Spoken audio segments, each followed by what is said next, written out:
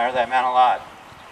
I would like to introduce one of our city council members, Council Member Sally Bagshaw. She's been doing a lot of great work around homelessness, a lot of great work to make this city a city that works for everybody. Please welcome Council Member Sally Bagshaw.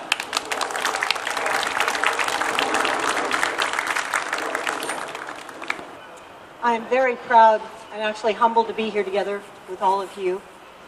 And I'm sorry that we are here because of the reason that we're here.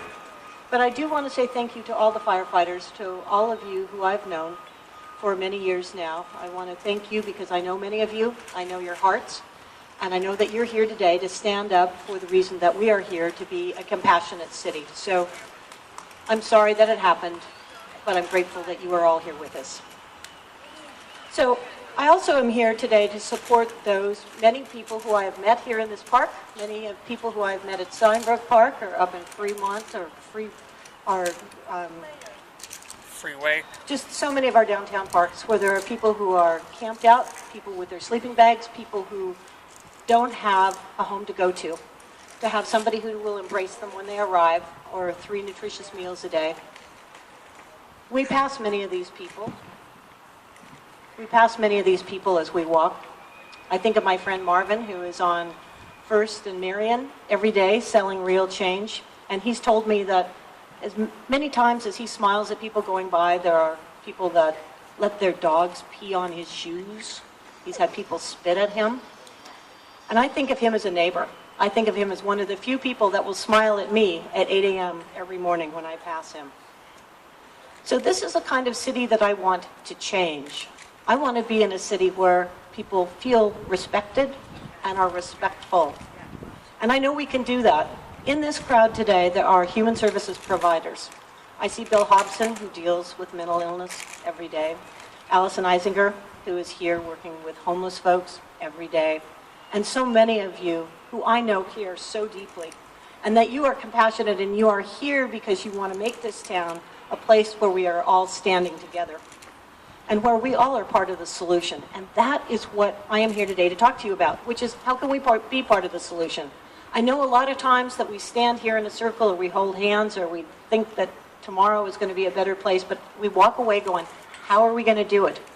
Well, I can tell you there's some simple things that we can do, and I know that there are people who are ready to do it. And I don't know whether Fred Jarrett and Dow Constantine are here, but I have been talking with them. After our one-night count of 3,123 people that we found in King County that did not have a place to be in late January, we talked about how are we going to make that different. I went down to Quixote Village in Olympia to see what they were doing for just 30 people. But nonprofits had come together to say, we're going to find places for you to be indoors where at least 30 people at a time will have a warm place to be, to have a community where they feel safe, and they've got case management supporters around them. So I talked with Dow and I talked with our mayor's office and said, if there's 3,123 people that are without shelter in this town, why can we not, as an entire county, say, let's just take a third of that. Let's, for 1 year, say we are going to find spaces for 1,000 people. And let's do it by demographics. Let's do it by population. 2 million people in King County. There's approximately 650,000 people who live in Seattle. Let's take a third of them in Seattle. But let's let our friends in our other cities say, we're going to take some people too.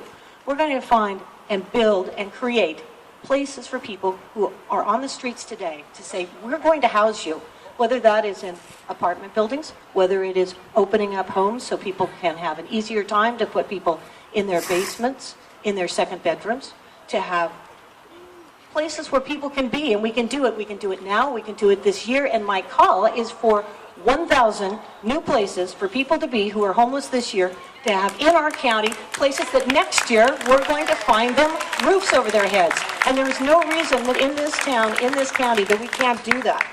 Secondly, better transportation. All of you know the heartaches that Metro has had. And this is because our state legislature has not done its job. So it's up to us, again, in Seattle, to do what we can to make sure that transportation stays in county. April 22nd, you have a chance to vote.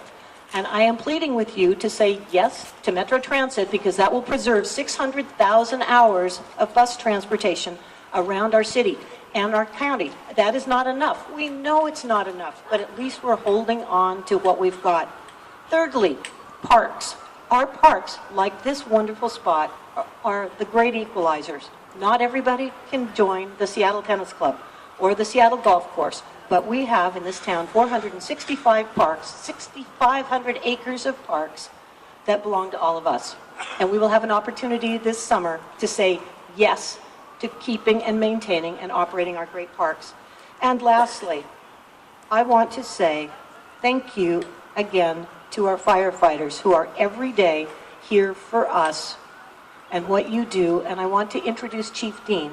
Chief Gregory Dean last week talked to me about one very small thing that we can do right now in our downtown to make this place better, and that's to have lockers available for people who are homeless. And he's going to help me find, by July 4th, 100 lockers I'm going to commit to having in downtown between Chinatown International District and Belltown. We're going to have 100 lockers for people to put their stuff. Thank you very much, all of you, for being here with me.